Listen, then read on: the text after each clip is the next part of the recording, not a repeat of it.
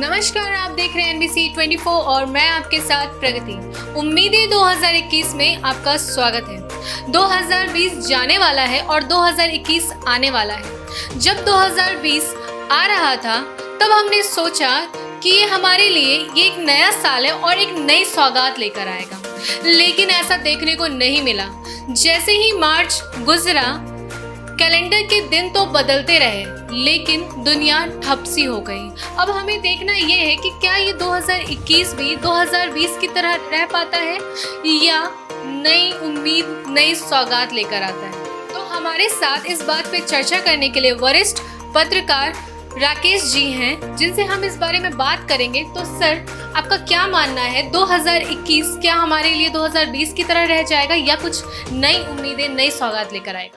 कितने लोग बेरोजगार हो गए, कितने बच्चों घर में कैद रहे, मतलब पूरा साल जो है व्यवसायी तबाह हो गए, बर्बाद हो गए। तो कोई ये नहीं चाहेगा कि ऐसा साल फिर कभी जिंदगी में आए। टाइम मैगजीन ने भी इसे अपने कवर पे डिलीट क्रॉस कर रेड से क्रॉस कर दिखाया है। और पूरी जब से ये है तो इसे तीसरी बार हुआ है कि टाइम मैगजीन ने ऐसा किया है कि 2020 को भी क्रॉस करके दिखाया है।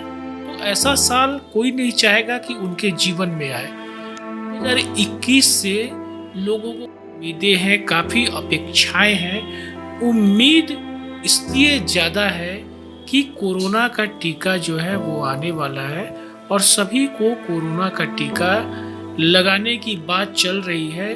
कोल्ड चेन सरकार पूरी तैयारी में है। स्वदेशी वैक्सीन का भी परीक्षण अंतिम चरण में है और पूरी उम्मीद है हम लोगों को कि जो आने वाला साल है वो काफ़ी बेहतर होगा। इस साल की तरह तो बिल्कुल नहीं होगा। काफ़ी उत्साह है लोगों में, काफ़ी उमंग है। नए साल को लेकर काफ़ी उत्साह, उमंग है। कई तरह की उम्मीदें हैं प्रगति। तो नए साल का इस्तकबाल भी इस बार जोरदार होने वाला है, क्योंकि ने बहुत कुछ खोया है 2020 में। हम कहें कि काल के काल में समा गए, पूरी दुनिया तबाह हो गई, भारत भी इससे अछूता नहीं रहा।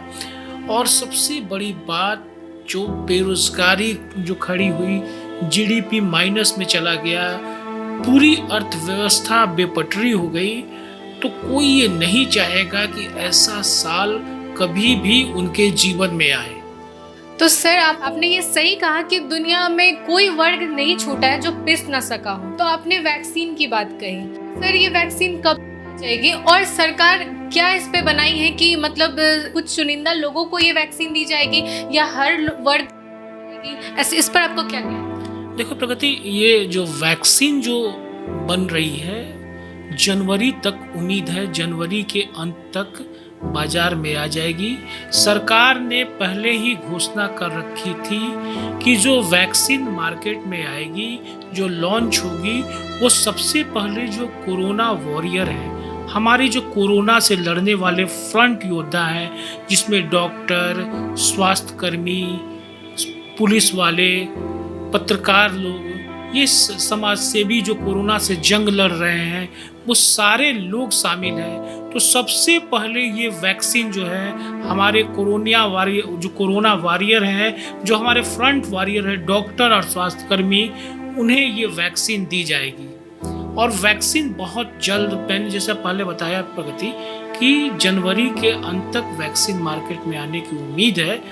और ट्रायल लास्ट अंतिम चरण में इसका ट्रायल चल रहा है। पटना एम्स में भी वैक्सीन का ट्रायल चल रहा है। कोवैक्सीन समेत 3 अन्य वैक्सीन। जो प्रधानमंत्री काफ़ी संजीदा है, नरेंद्र मोदी जी खुद इस मामले को लेकर काफ़ी संजीदा है, वो खुद इसकी मॉनिटरिंग कर रहे हैं। पिछले दिनों आपने खुद इस खबर को कवर किया था। प्रधानमंत्री गए भी थे 3 जगहों पे और ऑनलाइन उन्होंने सारा इस प्रोसेसिंग के बारे में जाना था।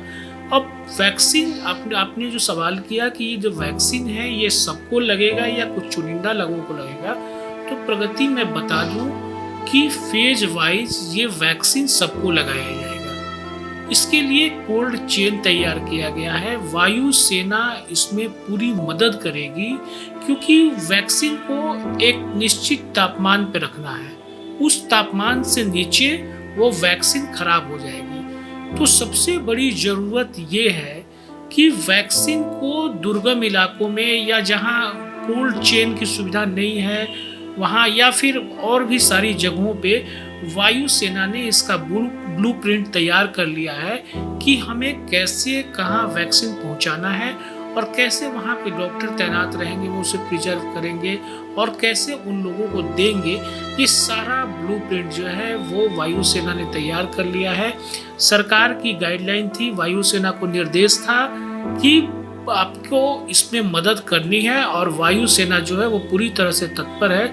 मुझे लगता है कि जनवरी के अंत तक वैक्सीन आ जाएगी और मैं बता चुका हूं कि पहले जो हमारे कोरोना वॉरियर हैं, जो फ्रंट वॉरियर, जो डॉक्टर और स्वास्थ्यकर्मी प्रगति, उन्हें ये वैक्सीन दी जाएगी।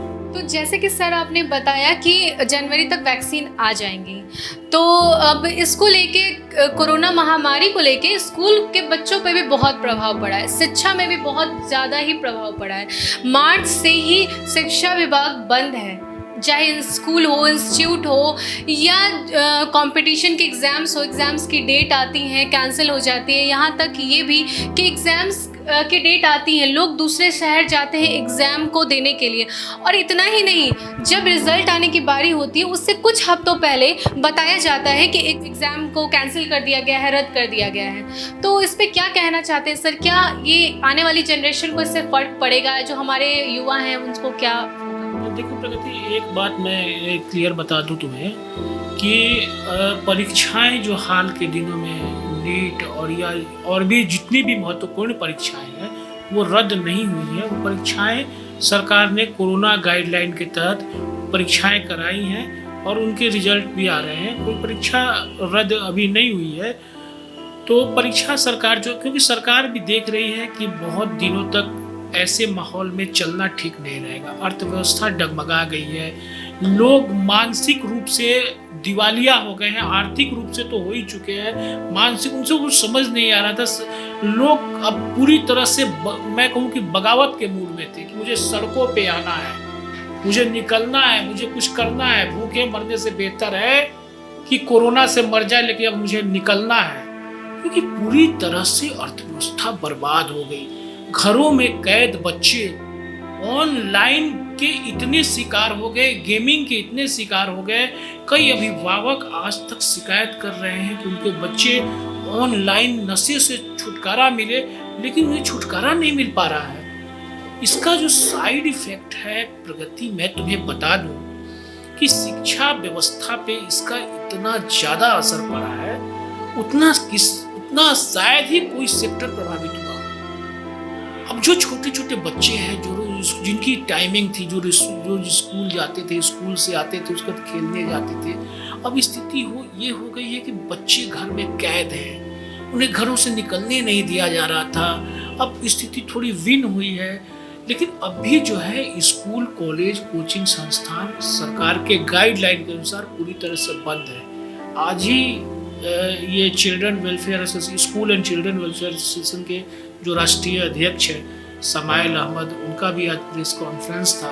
उन्होंने कहा कि टीचर जो है वो बर्बाद हो रहे हैं, वो पलायन के मूड में है, आर्थिक तंगी से उनकी स्थिति बिगड़ती जा रही है। तो ऐसा नहीं है कि टीचर तो एक तरह से कहे कि पूरी तरह से प्रभावित हो ही रहे हैं। बच्चे जो हैं, बच्चे ज़्यादा प्रभावित हो रहे हैं।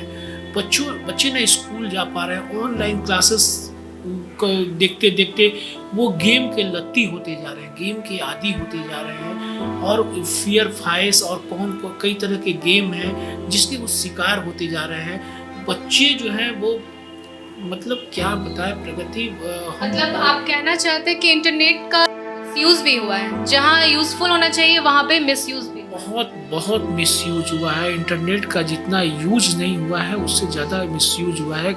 ऑनलाइन क्लासेस चल रहे हैं, स्कूल जो है वो अपनी फीस ले रही है, जितने भी फीस हैं स्कूल मंथली, वो अपने सारे फीस स्कूल ले रही है। कितने लोग हाई कोर्ट गए, कहाँ गए, कोई असर नहीं पड़ा। बच्चों की पढ़ाई नहीं हो रही है, लेकिन फीस ले रही है। उम्मीद है कि नए साल से स्कूल खुलेंगे, क्योंकि स्कूल वाले, कोचिंग वाले भी जो हैं वो पूरी तरह से बगावती मूड में आ चुके हैं। लेकिन सर खबर ये भी आई है कि स्कूलों के टीचर्स को पेमेंट ना मिलने के कारण ये स्कूल को भी छोड़ दिए। तो ऐसे क्या बच्चों पे प्रभाव पड़ेगा? जब स्कूल खुलेगा तो नए टीचर को लाया जाएगा या फिर क्या कहना चाहते हैं? देखो, मेरी जो जानकारी है प्रगति, उसमें ये है कि जितने भी स्कूल चल रहे हैं, जो ऑनलाइन क्लासेस करा रहे हैं, वो फीस गार्जियन से ले रहे हैं। और बहुत सारे, मैं 100% की बात नहीं कर रहा हूँ, लेकिन बहुत सारे गार्जियन ऐसे हैं जो फीस दे रहे हैं। अब स्कूल प्रबंधन टीचर को क्यों नहीं फीस दे रहा है, वो उनकी मर्जी। बहुत सारे संस्थान में तुमको पता होगा प्रगति की वेतन आधा कर दिया गया है उनके कर्मचारी, लेकिन उनके कर्मचारियों को वेतन मिल रहा है। वे किसी भी तरह से कहा गया कि इस साल को किसी भी तरीके से काट लेना है, मतलब इसको किसी भी तरह से जी लेना है, इसको पार कर लेना है। ये साल जितना वर्स्ट रहा, मेरे लाइफ में इतना वर्स्ट साल कभी नहीं आया था। ये पूरी हर सेक्टर को, हर वर्ग को, चाहे वो वायु वर्ग की बात करें या फिर समाज के मिडिल क्लास, लोअर क्लास और अपर क्लास की बात करें, कोई ऐसा तबका नहीं है जो इससे प्रभावित हुए बिना रहा है। शिक्षा पे प्रगति बहुत बुरा असर पड़ा है। कहीं पढ़ाई नहीं हुई है, बिना पढ़ाई के बच्चे एग्जाम दे रहे हैं। ऑनलाइन क्लास में तुमको पता होगा कि कितना बच्चे समझ पाते हैं। उनमें वन वे कम्युनिकेशन, समझ लो एक तरह से, पूरी तरह से वन वे इंटरेक्शन टीचर से नहीं होता है, जो स्कूल में पढ़ाई होता है और जो घर में पढ़ाई होता है। तो जस्ट ये कोरम पूरा किया जा रहा है ऑनलाइन के नाम पे। बच्चों को जो मिलना चाहिए, जो सही में जो शिक्षा मिलना चाहिए, उनको जो टीचर से जो इंटरेक्शन होना चाहिए, वो इंटरेक्शन नहीं हो पा रहा है। और इससे बच्चे जो है वो कहीं ना कहीं बहुत बुरी तरह से प्रभावित हो रहे हैं प्रगति। तो जैसे कि सर आपने कहा कि 2020 वर्स्ट ईयर रहा है, तो आप दर्शकों को क्या बताना चाहेंगे कि 2021 में किस सोच के साथ हम शुरुआत करें, किस विचार के साथ हम 2021 की शुरुआत करें? Be positive and always be positive. जो 2021 आएगा वो पूरी तरह से बेहतर, हमारी शुभकामनाएं हैं। एनबीसी के तमाम दर्शकों को ये शुभकामनाएं हैं कि जो 2021 आएगा वो सबके जीवन में अपार खुशियां लेकर आए। और मुझे पूरी उम्मीद है, क्योंकि पटरी पे जिंदगी धीरे धीरे लौट रही है। स्कूल कॉलेज भी जो है वो खुल जाएंगे, इकोनॉमी भी धीरे धीरे ग्रोथ ले रही है। जो कुछ गाइडलाइन है सरकार का, उसको फॉलो करना पड़ेगा। कोरोना पूरी तरह से खत्म होने वाला नहीं है, इसलिए जो जरूरी है मास्क, वो मास्क का उपयोग हमें 2021 में भी करना पड़ेगा। सोशल डिस्टेंसिंग ना करें, लेकिन मास्क और सैनिटाइजर, हाथ धोने की आदत जो है, कोरोना को धोना है। एक वर्ड में अगर कहें तो कोरोना को धोना है, मतलब कि हमें हाथ धोना है और साबुन से हमें हाथ धोना है। ये हमें याद रखना पड़ेगा, मास्क का प्रयोग करना पड़ेगा। और तुम्हें बता दूं प्रगति कि जो 2021 आने वाला है वो निश्चित रूप से सबके लिए बेहतर साल होगा। कई तरह की उम्मीदें लोग पाले हुए हैं और सबकी उम्मीदें जो है वो 2021 में पूरी होंगी। धन्यवाद सर आपका। तो जैसा कि सर ने बताया कि 2021 की शुरुआत बी पॉजिटिव के साथ करेंगे। तो ये थी हमारी बातचीत वरिष्ठ पत्रकार राकेश जी से। तो मिलते हैं नए एपिसोड में, नए मुद्दे, नए एपिसोड के साथ। तब तक के लिए हमें इजाज़त दें। और अगर आपने हमारे चैनल को सब्सक्राइब नहीं किया है तो सब्सक्राइब ज़रूर करें और बेल आइकन ज़रूर दबाएं। धन्यवाद। NBC 24 सच की ताकत।